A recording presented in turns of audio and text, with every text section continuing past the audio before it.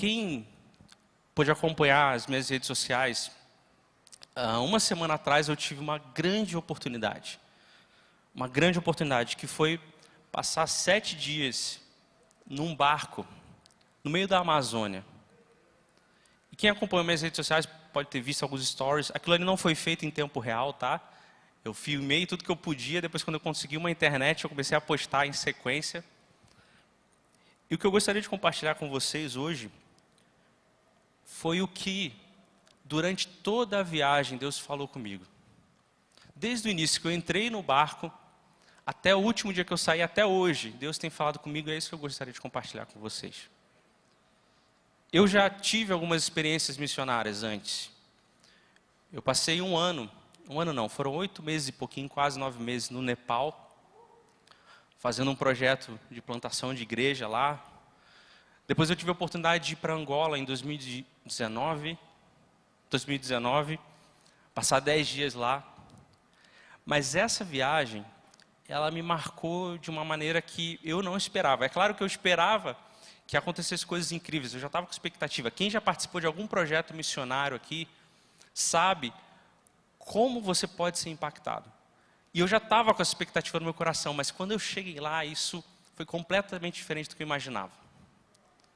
E existe um engano muito grande que quem normalmente vai participar de um projeto missionário, e eu tive esses enganos quando eu fui para o Nepal, depois quando eu fui para Angola, e eu caí nesse mesmo erro de novo, foi que eu estou indo lá, e Deus está me enviando lá porque eu vou colocar fogo naquele lugar.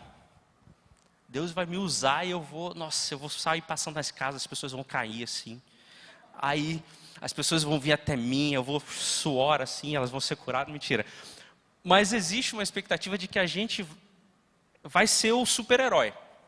Só que todas as vezes foi exatamente o contrário. Completamente o contrário.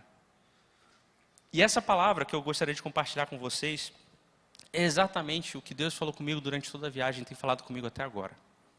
Se você puder abrir a sua Bíblia, Isaías 53, versículo 10. Isaías 53, a gente vê o profeta Isaías, na verdade Deus falando através do profeta Isaías, falando para o profeta Isaías, de fato uma profecia que iria se cumprir em Jesus. E esse pedaço do versículo 10, se você tiver a NVI, você vai ler assim: contudo, foi da vontade do Senhor esmagá-lo e fazê-lo sofrer. Se você estiver lendo a Almeida Corrigida, você vai ler assim: todavia, ao Senhor agradou moê-lo. E eu nunca tinha parado para pensar, porque é muito estranho, quando a gente começa a ler essa parte, a gente fala assim: Deus se agradou, de uma certa forma, sentiu algum tipo de satisfação em fazer Jesus sofrer. E a Almeida ela vai falar moê-lo. E quando me vem a palavra moer na cabeça, você pode pensar em moer carne. Eu penso em você pegar grão, não sei, grão de feijão. Você moe, o que acontece quando você moe? Você ouve os estalos, aquilo vai virando pó. Então, quando Isaías fala, através de Deus, Deus está falando: olha, eu agradei em moê-lo, eu me agradei em fazer Jesus virar pó, em fazer ele sofrer e quebrar ele até que ele virasse pó, ou então se você pensar em um moedor de carne, até ele virar uma carne moída, não sei. E é muito estranho porque a gente fala: cara, como que Deus pode ter se agradado de uma coisa dessa? Como assim? E essa foi a mensagem que ficou na minha cabeça durante toda a viagem. Eu quero falar com vocês alguns minutinhos sobre isso, e depois eu vou mostrar algumas fotos e alguns vídeos da imagem para vocês verem. E eu tentar passar um pouquinho da experiência que eu vivi lá, para vocês entenderem o que Deus compartilhou comigo e eu gostaria de compartilhar com vocês. E eu fiquei: nossa, como assim Deus se agradou em moer Jesus? Deus se agradou em vê-lo sofrer, Deus se agradou em ver ele ser quebrado até virar pó. Só que se a gente continua lendo essa mesma passagem, e aí eu vou mudar a versão, porque nessa versão da NTLH, ficou mais interessante. Que ele fala assim, o Senhor Deus diz, Deus falando, eu quis maltratá-lo, quis fazê-lo sofrer. Ele ofereceu a sua vida como sacrifício para tirar pecados, e por isso terá uma vida longa e verá os seus descendentes. Presta atenção. Ele fará com que o meu plano dê certo. Ele, Jesus, fará com que o plano que eu, Deus, tenho, dê certo. E aí, por que Deus se agradou em moê-lo? Porque através desse processo de sofrimento, o plano que Deus tem vai dar certo. Esse era o único jeito de acontecer. Essa era a única maneira que o plano que Deus tem para todos nós, para a terra, a única maneira de dar certo é através da morte, do sofrimento de Jesus. E, antes da morte de Jesus, se um médico chegasse para você e falasse, olha, você está com câncer, você está em estado terminal, não tem mais solução para você. A nossa reação diante disso era simplesmente ok. Só que depois da morte de Jesus, todas as coisas mudaram para sempre. Toda a lógica do mundo mudou para sempre. Toda a natureza mudou para sempre. Então hoje, se um médico diz para você e fala assim, não há solução. Você olha para o túmulo vazio e fala, ah sim, ainda há esperança. Se você olha para uma família e olha para uma esposa que está sofrendo por causa do marido dela e olha para aquela situação, não há solução. Essa esposa tem que olhar para o túmulo vazio, ainda há esperança, porque o túmulo está vazio. Se você olha para uma mãe ou para um pai que tem orado porque o filho está envolvido em drogas ou alguma coisa e a gente não vê solução para aquilo, essa mãe, esse pai tem que olhar para o túmulo vazio e falar, ainda há esperança, porque o túmulo está vazio. Quando Jesus morreu e ressuscitou, as leis que existiam foram alteradas para sempre. Agora não é o médico que dá a palavra final, não é a circunstância que dá a palavra final, não é a política que dá a palavra final. O que dá a palavra final é o túmulo vazio de Jesus. A esperança que há através da ressurreição de Cristo. E a solução para o mundo e o plano que Deus tem para o mundo é justamente ter feito Jesus ser moído para que isso se cumprisse. Porque não seria possível se isso não acontecesse. Então a minha esperança hoje, a nossa esperança hoje não é mais se um presidente novo entrou nos Estados Unidos. Não é mais se vai ter mudança de prefeito ou não, ou de vereador ou não. Não é mais se o médico vai até vocês com um laudo. Não é. É o túmulo vazio. É a esperança que veio a partir da morte e da ressurreição de Cristo. Agora, todas as coisas são possíveis. O que não era possível, agora tudo é possível.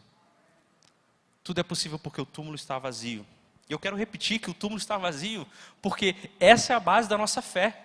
Se a gente não acredita que o túmulo está vazio, que Jesus vive hoje, que Ele ressuscitou, não há esperança.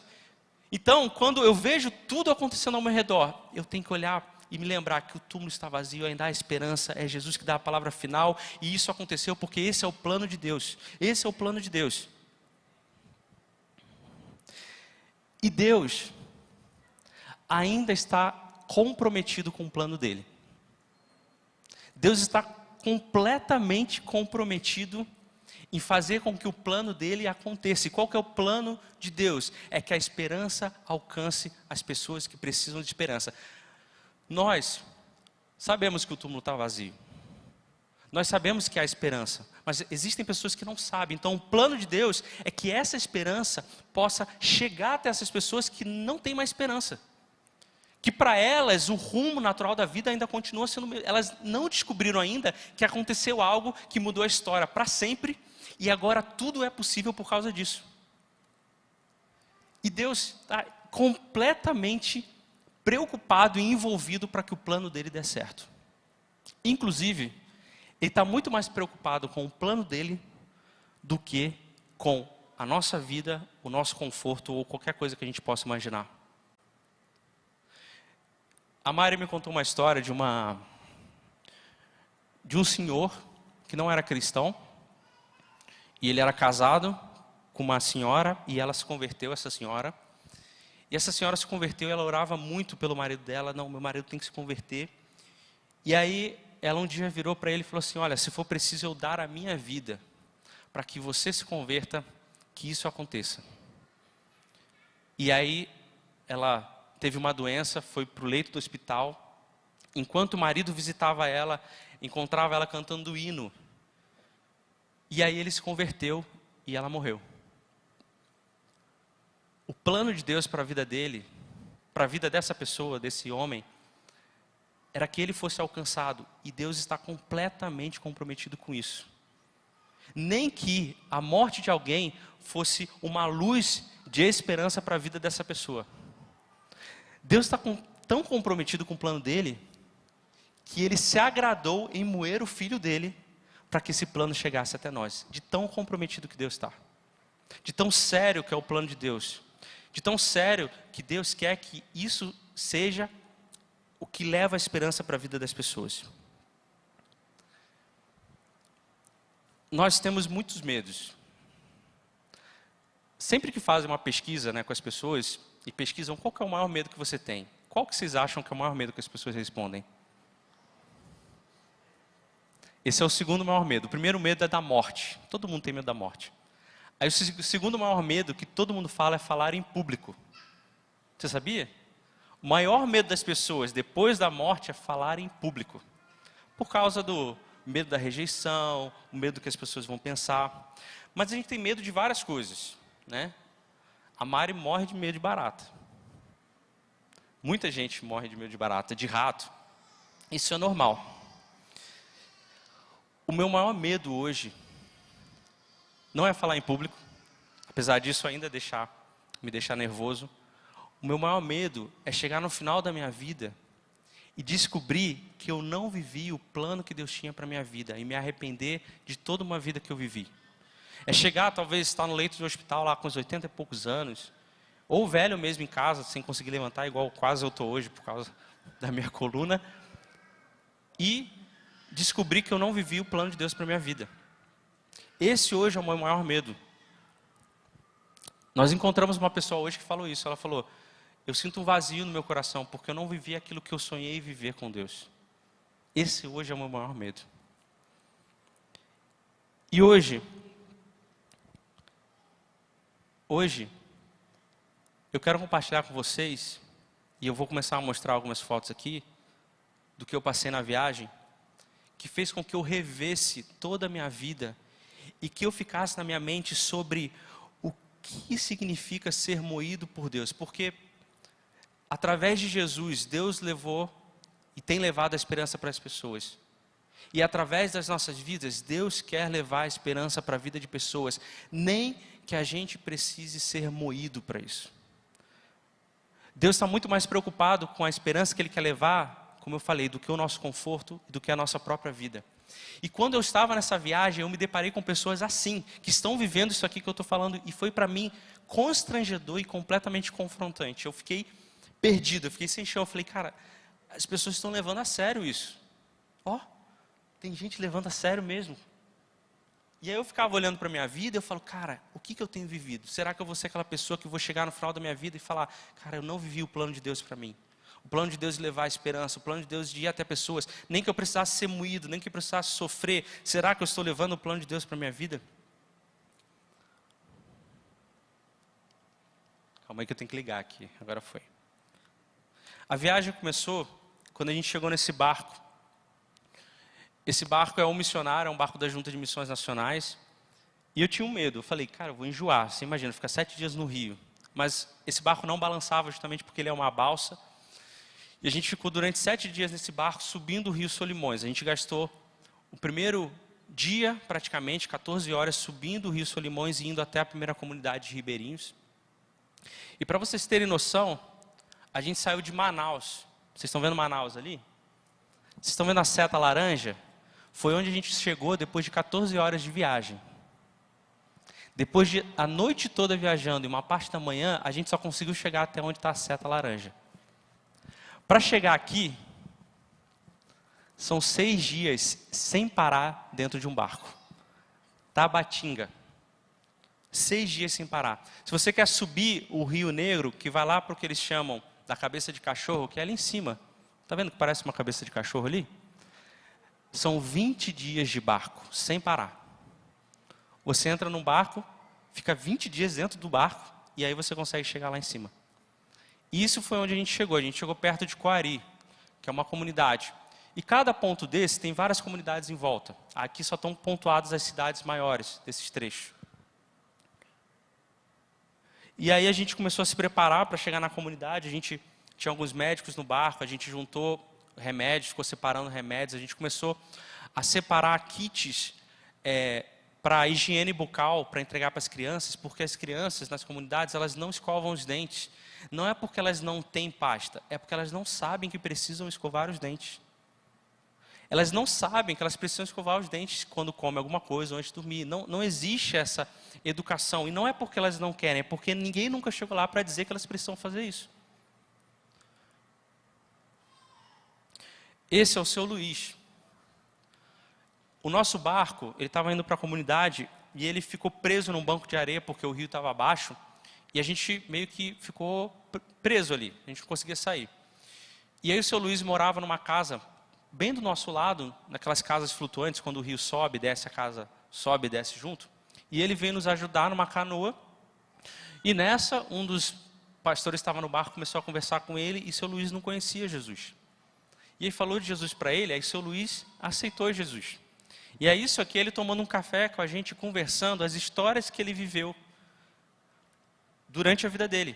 E só história assim que é loucura, é de filme. Ele falava de cobra gigante, de jacaré, só coisa de peixe gigante, peixe de sei lá quantos quilos. E o seu Luiz, morando ali, a casa dele dá até para ver ali, debaixo do braço ali do Adriano, que é um pastor lá. O pastor local estava com a gente no barco e ele foi visitar a casa do seu Luiz. E agora, nesse momento, já existe uma programação de visitar toda semana a casa do seu Luiz para ler a Bíblia com ele e com a família dele que nunca tinham ouvido falar de Jesus. Aqui começa o momento onde essa palavra que eu compartilhei com vocês começou a martelar na minha mente.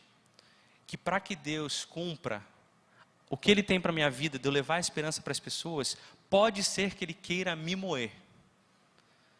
E essas duas meninas que estão no centro,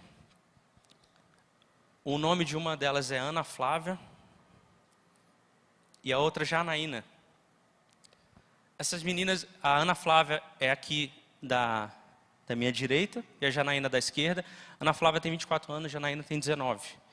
Quando essas meninas subiram no barco, a impressão que eu tive que foi a mesma de todo mundo que estava à volta, eu falei, cara, o que essas duas meninas estão fazendo aqui no meio do mato? O que elas estão fazendo aqui? E olha, elas são baixinhas, ali não dá para ver, mas elas são bem baixinhas assim. E elas passam um sinal, entendam o que eu quero dizer, de muita fragilidade. E eu fiquei olhando e falei, cara, o que essas meninas estão fazendo aqui, cara? E elas contaram um pouquinho da história delas. E começou a passar na minha cabeça, falar, cara, essas meninas podiam estar fazendo faculdade, podiam estar arrumando emprego, podiam estar casando, podiam estar fazendo família, podiam estar fazendo um monte de coisa que a gente entende que é o caminho natural, mas não, elas estão aqui. E aí, a cena mais impactante foi quando no meio da noite, no meio do Rio Solimões, escuro, breu total, elas entraram nesse botezinho e desapareceram na escuridão, porque elas tinham que ir para uma outra comunidade onde elas moravam. Aí meu primeiro pensamento foi, cara, se eu tivesse filha, eu nunca deixaria minha filha fazer isso. Você está maluco? Esse rio, gente, tem jacaré, tem piranha, tem um monte de coisa. E ó, sumiram na escuridão. E desapareceram. E foram seguindo o rio acima. Você imagina, Yuri, a Clara com 19 anos fazendo isso aí? Cara, quando eu olhei isso começou a me confrontar, porque eu falei assim, cara, elas estão longe da família, sem poder construir a vida delas de uma certa maneira profissional, sem ter energia, sem ter internet. Elas decidiram, por livre e espontânea vontade, serem moídas. Porque para mim, você abrir mão de conforto, que eu entendo como ter uma casa, uma cama, ar-condicionado, carro, isso são confortos e não tem nada de errado nisso. Mas elas decidiram, por livre e espontânea vontade, abrir mão disso. Por quê? Porque elas falaram, Deus tem um plano. Deus tem um plano. E eu quero que esse plano se cumpra através de mim, que é levar a esperança para essas pessoas que não conhecem a Ele. Nem que eu precise ser moída. Nem que eu precise sofrer até um certo ponto. Essa é a comunidade que a gente chegou no dia seguinte. Se chama Comunidade Ubim. E essa comunidade, essa é a vista dela. Normalmente ela fica assim. Aquele lugar que a gente está pisando aqui, ó, esse gramado, normalmente ele fica assim, ó, cheio. E aí as casas, você tem que ou passar por cima das madeiras ou subir nas canoas para ir para uma casa e outra. Só que a gente estava na época do Rio Baixo. Isso aí são a gente fazendo os atendimentos médicos para as crianças e odontológicos para as crianças. Porque nem governo, nem nada vai até lá. Nenhum político, nenhuma campanha, ninguém chega até esses locais. E eu estou falando, vocês viram como a gente estava perto de Manaus. Estava pertinho. Essas comunidades já não recebem esse tipo de apoio. Então é preciso ter trabalhos sociais, seja da igreja ou não seja da igreja, não importa, que vá até esses lugares para fazer esse tipo de trabalho. Porque lá eles não alcançam, não vai até lá. Então quando a gente chegava lá, era um mundo de gente que via das comunidades mais longe, porque sabia que ia ter um barco médico lá. Aí as crianças vinham aos montes, aí a gente entregava pasta de dente, entregava escova, porque eles não têm isso lá. Isso aqui é a igreja que tem nessa comunidade, que a própria comunidade construiu, porque o que acontece? Os missionários foram para esse local, começaram a falar de Jesus, as pessoas se converteram, eles construíram uma igreja e hoje eles têm uma comunidade lá nesse local, tem bastante gente. E esse aqui é o batismo acontecendo. E eu quero que vocês olhem para esse rapaz ali embaixo do pneu. Esse rapaz se chama Ediardson. Ediardson. Ele era um ribeirinho, ele ainda é um ribeirinho, não conhecia Jesus.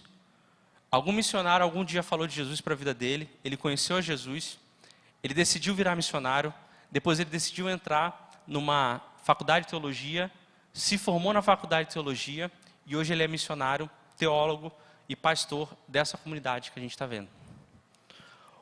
Alguém que teve a realidade completamente transformada porque alguém um dia levou a esperança para ele. Alguém um dia chegou até ele e falou, há esperança, e ele foi encontrado por essa esperança e teve a realidade dele completamente transformada. Alguém que um dia decidiu que não importa se eu for moído, não importa se eu sofrer, mas eu entendo que existe um plano de Deus para alcançar a vida dessas pessoas. E o Ediardson foi alcançado. E essas pessoas estão sendo batizadas, nós temos 2 mulheres ali e um homem ali. Esses 3 foram os últimos alcançados que aceitaram a Jesus nesse local. Mais uma vez a gente foi para outra comunidade e a gente encontrou esses 4 missionários. Nayane e Ana, comunidade de Moreira. E elas, mesma história, mulheres, meninas com 19, 20 anos, abandonaram tudo, decidiram ser missionárias. Só que dessa vez, essa é a comunidade delas, Moreira. Normalmente isso fica cheio de água. Aí eu fui visitar a casa delas. Essa é a cozinha e a sala delas. Essa aqui é uma outra foto de um outro ângulo. E ali, essa porta ali é o quarto delas. E gente, vocês sabem o que é passar calor, porque a gente mora em Campo Grande. Mas lá não era calor. A gente estava o tempo todo numa sauna, onde o tempo todo você está suando, pingando, igual uma bica. Sua camisa está molhada, você está pingando. Se você tira a camisa e espreme, você enche um balde. Essa era a situação. Quando eu entrei ali, a primeira coisa que eu pensei, falei, cara, um ar-condicionado aqui seria bom. Só que, cara, como que vai ter ar-condicionado lá se falta energia tantas horas por dia? Não tem condição. E aí eu vi esse fogãozinho delas ali, eu lembrei do meu fogão, eu vi essa geladeira, a geladeira até tá legal. E eu comecei a ver isso aqui, depois eu até vou mostrar, isso verde ali é o bebedouro delas, com filtro. O quarto, eu não entrei no quarto para respeitar a privacidade delas, mas tinha uns 3 ventiladores assim, grudados no teto, o colchão delas. E eu comecei a pensar, eu virei para o Adriano era um dos caras que estava lá. E eu falei, cara, Adriano, cara, isso aqui é loucura. Aí ele, cara, não paro de pensar nas minhas filhas. Paro de pensar, nunca deixaria minhas filhas vir para cá. E aí, de novo, na minha cabeça, elas, por livre e espontânea vontade, desejaram moer-se. Sofrer de uma certa forma, abrir mão de conforto, para quê? Para que o plano de Deus fosse feito através da vida delas. para que a esperança fosse até essa comunidade e as pessoas fossem alcançadas. Esse é o culto da igreja, desse mesmo local. As meninas estão ali na frente, as missionárias. Tem um vídeo? A gente foi para outra comunidade agora, comunidade Cunha. Aí essa é a casa das missionárias que eu filmei lá também. Mesma situação. Esse é o quarto delas, essa é a sala delas, essa geladeira doada, tá? Não é delas. Aí isso aí são os pastores que estavam na viagem. E eu fui registrando para mostrar um pouquinho. Esse aí é o banheiro delas. Essa é a parte de trás. Aquela caixa d'água ali é a água do rio, que é onde elas pegam, enchem a caixa d'água, depois da caixa d'água elas colocam no filtro, que vai aparecer. Aí, ó, esse filtro delas. Elas põem a água aí dentro. Esse ali que é o filtro, esse azulzinho ali embaixo, que ela está mostrando. Isso é um filtro americano que tem nos Estados Unidos, que filtra quase toda a água, elas ainda têm que botar cloro, e é aí que elas bebem a água. E elas tomam banho, não só elas, mas todos os outros missionários, de canequinha, sabe? De canequinha de negócio. Aí eu tirei foto do filtro só para a gente saber. E aí essa é a comunidade lá, nesse local. E aí o culto acontecendo. E aí nesse dia aconteceu uma coisa muito legal. E na hora eu me emocionei muito, que eu encontrei o Moisés. Moisés é um garoto de 8 anos, menino de 8 anos. Ele veio e me abraçou, aí ele sentou do meu lado, o culto começou a acontecer. Aí o pastor começou a falar de Jesus, né? Quem aqui quer aceitar Jesus? Aí eu virei para Moisés e falei, Moisés, você conhece Jesus? Ele falou, não conheço. Aí eu expliquei quem era Jesus, o que Jesus fez pela vida dele. Aí eu fiz a pergunta, você quer que Jesus entre no seu coração? Ele falou, quero. E na mesma hora que eu falei isso, o pastor começou a orar. E eu falei, você quer orar comigo que o pastor está orando? Eu repito junto com você. Ele quer, a gente orou juntos. Aí quando o pastor chamou lá na frente, aquelas pessoas que tinham aceitado Jesus, ele foi lá na frente todo feliz. Acho que tem até na próxima foto. Não tem. Ele foi lá todo feliz. Um menino de 8 anos, no qual a realidade foi transformada de uma vez por todas. Por quê? Porque a esperança chegou até ele.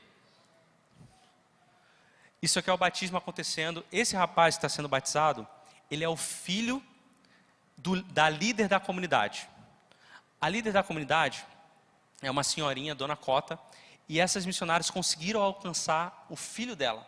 O próximo passo é alcançar ela, porque se você alcança o líder da comunidade, estrategicamente é bom, porque aí você pode trabalhar melhor na comunidade, fazendo projetos, fazendo trabalhos. Então elas conseguiram alcançar a vida deles a vida dele, e ele estava sendo batizado aqui.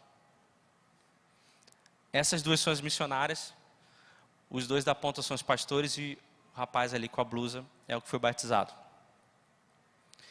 Esses dois missionários é o André e a Germana, eles são casados. E eu estava ouvindo um pouquinho da história deles. Eles eram dentistas lá em São Paulo, tinha uma clínica com vários outros dentistas, eles eram os chefes dessa clínica. E eles, há 7 anos atrás, eles foram nessa viagem, na mesma viagem que a gente foi, e eles começaram a ir. Aí depois de 2 anos, eles viraram para o pastor Samuel, que é o pastor que é líder dessa viagem, e falaram assim, pastor, a gente quer abrir mão de tudo que a gente tem. De tudo. Da clínica, do dinheiro que a gente recebe, de toda a profissão que nós temos para viver como missionários nesse local. E eles abriram mão de tudo. E olha, eles não venderam a clínica não, eles doaram a clínica para os outros médicos. Falaram, a gente não quer nada, só fica com vocês, a gente está abrindo mão de tudo, a gente vai lá para o meio da Amazonas e vai ser missionário naquele local.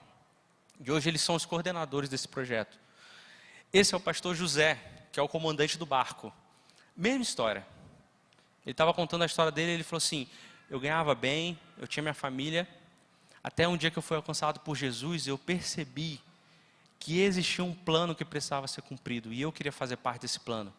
Então eu larguei tudo que eu tinha em Manaus, eu vim para esse barco, hoje eu sou comandante do barco, eu fico nessas viagens junto com a minha família, sendo missionário nesse barco, levando os missionários para os outros lugares.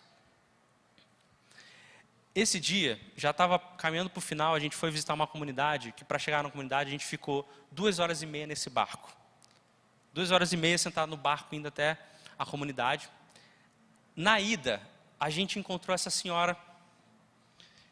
Essa senhora, quando a gente parou na casa dela, porque a gente descobriu que ela precisava de atendimento, é o Dr. Jardel. Eu tirei essa foto e a gente estava conversando. E essa senhora, ela falou que ela nunca tinha feito aniversário porque ela não sabia o dia que ela nasceu.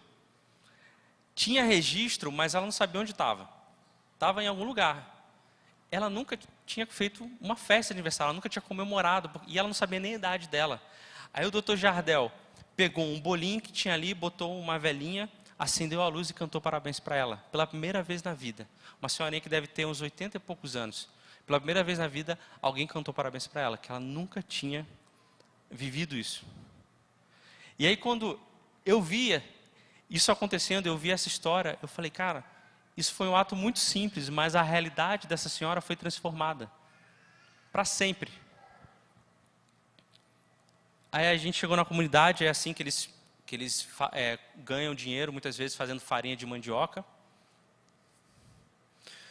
E aí esse culto, e essas 3 pessoas da ponta é um casal.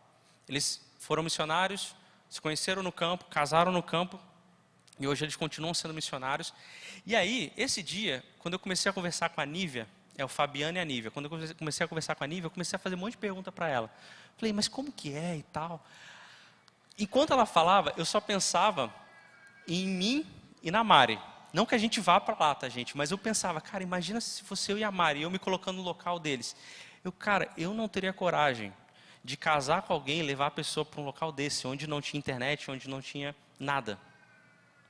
E eles falando da vida que eles tinham lá, de uma forma tão feliz que eu ficava constrangido. E muitas vezes, enquanto eles falavam, eu me emocionava, só que não queria aparentar, mas eles contavam e eu ficava, cara, sabe conversa de maluco? Vocês já conversaram com alguém que é meio maluco? Que não faz sentido? Era isso, cara. Eles falando para mim, eu olhando assim, eu falei, cara, isso que vocês estão falando não faz o menor sentido. Mas ao mesmo tempo faz todo sentido para quem entendeu que existe um plano de Deus a ser cumprido e deseja fazer parte desse plano para levar a esperança para as pessoas. Mas para mim, eu ouvindo eles falando, eu falo, cara, esse pessoal tá maluco, cara, tá maluco. E aí, eu conversando com a Nívia, ela falou, não, graças a Deus, o primo do Fabiano deu um ar-condicionado para a gente, e de vez em quando, um dia ou outro, a gente vai lá à tarde, liga um pouquinho, para a gente conseguir descansar, porque faz muito calor, só que o problema é que como a casa é de madeira, ela contando, como a casa é de madeira, não fica frio. A gente pegou TNT, envolveu as paredes todas, aí dá para segurar um pouquinho, e a gente liga de vez em quando à tarde, porque a energia é muito cara, mas tem sido muito bom para a gente. Aí eu fui visitar a casa deles, e eu ficava o tempo todo pensando na minha casa, no meu ar-condicionado, na minha cama, que eu falo, cara, eu não me preocupo com essas coisas. Esse do meio aqui é o Toninho, Antônio. Ele era o líder do tráfico nessa comunidade. Ele foi alcançado pelo Fabiano, se converteu e hoje, possivelmente, ele que vai assumir essa igreja, para que a Nívia e o Fabiano vá para outra comunidade. Uma realidade que foi transformada, a esperança chegou até a vida dele, porque um casal decidiu moer-se para viver o plano de Deus na vida dessa pessoa. Isso aí a gente voltando para o barco dessa comunidade, aí a volta demorou 3 horas. E aí, no meio do caminho, escureceu. E aí a gente ficou perdido no meio do rio. E o José, o comandante que estava pilotando, eu estava do lado dele, ele perdido, porque o rio baixou e tem vários e vários rios que desembocam no Rio Solimões. Então, todo o rio que a gente passava, que era uma entrada, era igual. E tudo escuro, a gente não via nada. Aí eu fiquei pensando, cara, eu tô aqui. E aí eu lembrei daquelas meninas do vídeo que vocês viram. Elas estavam passando pela mesma situação. Eu falei, cara, que loucura, eu tô morrendo de medo. Imagina elas não estavam nem aí.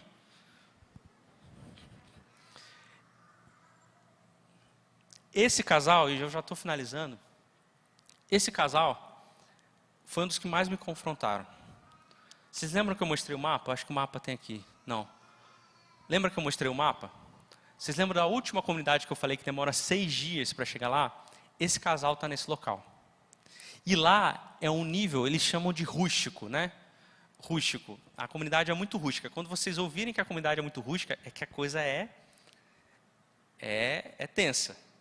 De não ter energia, não ter internet, o banheiro é um buraco no chão, tem bicho de tudo qualquer jeito. E eles contando as histórias, eu ficava muito, muito, muito constrangido, porque eles começavam a contar dos desafios que eles estavam passando, só que eles contavam aquilo parecendo que era piada. Para eles era. E a gente ouvindo, a gente fala, conversa de maluco. Ah não, porque teve um dia que aí a gente foi e matou o jacaré, aí teve para a semana toda jacaré, a gente ficou comendo, aí depois a gente foi na casa de um pessoal da comunidade, eles prepararam 2 panelas gigantes de macaco. Nossa, que delícia. E aí, a gente está numa comunidade onde não tem nada, e demora 6 dias para chegar lá. E 6 dias de barco, com um monte de rede, inclusive hoje eles estão voltando para a comunidade deles, eles mandaram uma foto no grupo, aí eles tiraram foto do barco que eles vão. Um monte de rede, 1.500 pessoas num barco, 10 banheiros durante 6 dias. E é dormir na rede, é ficar 6 dias no barco até chegar. É dia e noite o barco andando, é sem parar. E eles contando numa felicidade, e eu lembrando de mim e da Mari. Eu falo, cara, se eu levo a Mari para um lugar desse, eu apanho, certeza. Eu fiquei preocupado, porque eu olhava para eles como casal, e eu falo, cara, como que pode ser viver assim? Mas aí, no último dia, o pastor Samuel, ele começou a falar que essas pessoas não são dignas de pena. Essas pessoas que falaram, contaram o testemunho delas, elas não são dignas de pena, ao contrário. Elas estão vivendo uma honra muito grande, porque elas estão participando do plano de Deus nesse local. Elas estão vivendo o plano de Deus para essas pessoas que não são alcançadas. Só para vocês terem noção, hoje nós temos 37 mil comunidades ribeirinhas no Amazonas. Dessas 37 mil, 10 mil são não alcançadas. Essas comunidades variam entre 500 até 5 mil pessoas. 10 mil comunidades não alcançadas. Sabe quantas dessas comunidades têm missionários? 137. 137 comunidades de 10 mil comunidades. Quando nós conversávamos com eles falavam que, é claro que eles precisam de dinheiro, de investimento, de tudo isso, de oração, mas muito mais do que isso, eles precisam de pessoas que desejam voluntariamente serem moídas para que o plano de Deus se cumpra. Só para finalizar, esse é o mapa, e as setinhas que vocês estão vendo é onde tem presença missionária no Amazonas. Isso é hoje. O plano é que seja assim. Daqui a alguns anos. Isso foi o que eles falaram para a gente. Durante toda a viagem, eu olhava para essas pessoas e eu falo, pessoas que voluntariamente, assim como Jesus, decidiram serem moídas, decidiram sofrer, decidiram abdicar, decidiram abrir mão para cumprir o plano de Deus, que é levar a esperança e transformar realidades. E o que eu estou dizendo aqui, gente, não é que vocês têm que ir para o Ribeirinhos, não, tá? A não ser que você queira. O que eu estou dizendo é que muitas vezes nós abrimos mão de viver o plano de Deus para a nossa vida, seja ele qual for, seja ir para o Ribeirinhos ou não, porque nós temos medo de ser moídos. Nós temos medo de abrir mão do nosso conforto. Existem pessoas aqui que eu sei que estão vivendo o plano de Deus para a sua vida exatamente onde estão. Da sua profissão, alcançando pessoas dentro da sua área, nas faculdades. Mas eu sei que existem muitas pessoas, assim como muitas vezes eu, fica com medo porque... é sério que eu vou precisar ir para esse local? É sério que eu vou precisar fazer isso? É sério que eu vou precisar abrir mão disso? É sério que eu vou precisar abdicar dessa coisa para ir lá? Teve um pastor na viagem que ele falou assim, eu não conseguiria vir para cá não, porque eu adoro assistir série. Eu vou vir para um lugar sem internet? Aí eu olhei para ele, né? Claro, pastor, sim. Mas a minha cabeça foi, cara, é disso que Isaías está falando, quando fala que Jesus decidiu ser moído. E através disso o plano de Deus vai ser cumprido. O que Deus tem para a nossa vida é que, se for preciso, a gente tem que estar disposto a ser moído e a sofrer, para que a esperança alcance a vida das pessoas e as realidades sejam transformadas. O meu convite para você hoje não é que você vá para os Ribeirinhos. Se você quiser, beleza, essa viagem acontece várias vezes durante o ano 2020 tem várias viagens como essa, todo mundo pode participar, você pode entrar no site da Junta de Missões e se inscrever. O meu convite para você hoje é a gente olhar para o nosso coração e descobrir tudo aquilo que tem nos impedido de viver o plano de Deus para a nossa vida. Porque muitas vezes Deus quer que você vá até um local que existe um Moisés, um menininho de 8 anos. E que você seja o agente para transformar a realidade dessa pessoa. Que Que você seja aquele que vai levar a esperança e participar do plano de Deus para a vida dele. O meu convite para você hoje é que você olhe para a sua vida e talvez descubra aquilo que tem impedido você de viver o que Deus tem para você. Deus vai cumprir o plano dele. A questão é se eu participo disso ou não. Se eu voluntariamente abro mão daquilo que me prende para que eu participe disso. Se existem 10 mil comunidades não alcançadas, com certeza existem pessoas que estão sendo chamadas por Deus, mas não estão indo porque não querem ser moídas. E eu estou falando só do Brasil, fora Sertão, fora Sul, fora outros países que existem no mundo. O meu convite para você é um convite de você com Deus, para que você olhe para Deus e fale: Deus, qual que é o seu plano de Deus para a minha vida? Porque hoje o meu maior medo é chegar, quando eu estiver velhinho, e falar: eu não vivi o plano de Deus para a minha vida. E olha, não há nada mais desesperador do que isso. Não há nada mais desesperador do que isso. Eu queria orar por você. Eu queria que você levasse essa mensagem para casa. Eu queria que você orasse quando você chegasse em casa, durante a semana, colocasse o seu coração diante de Deus, porque nós precisamos ser aqueles que levam a esperança, assim como Jesus fez. Deus, em nome de Jesus, eu quero te pedir que o Teu Espírito Santo venha sobre os nossos corações nesse momento. Existe tanta necessidade no mundo, Deus, mas nós não queremos nos perder nas necessidades. Nós queremos ouvir a Sua voz e descobrir qual o Seu plano para nós. Nós sabemos que o Seu plano é levar a esperança, porque o túmulo está vazio. Pessoas que não têm esperança e não sabem disso. O nosso objetivo é levar a esperança para essas pessoas, de dizer: existe alguém que morreu por você, que ressuscitou, o túmulo está vazio. Não é mais as leis naturais que ditam o que acontece com você, mas é o que foi feito na cruz. Então existe esperança para você. Esse é o nosso trabalho. Mas que o Senhor possa vir sobre nós e nos constranger de uma maneira que a gente possa seguir os exemplos dessas pessoas que nós vimos, que abriram mão de tudo, sabendo que existia um plano a ser cumprido. Espírito Santo, eu oro para que você faça esse trabalho no nosso coração. Quebra o nosso coração de pedra. Quebra o nosso coração frio, para que a gente possa ver a Sua vontade através da nossa vida. Em nome de Jesus, amém.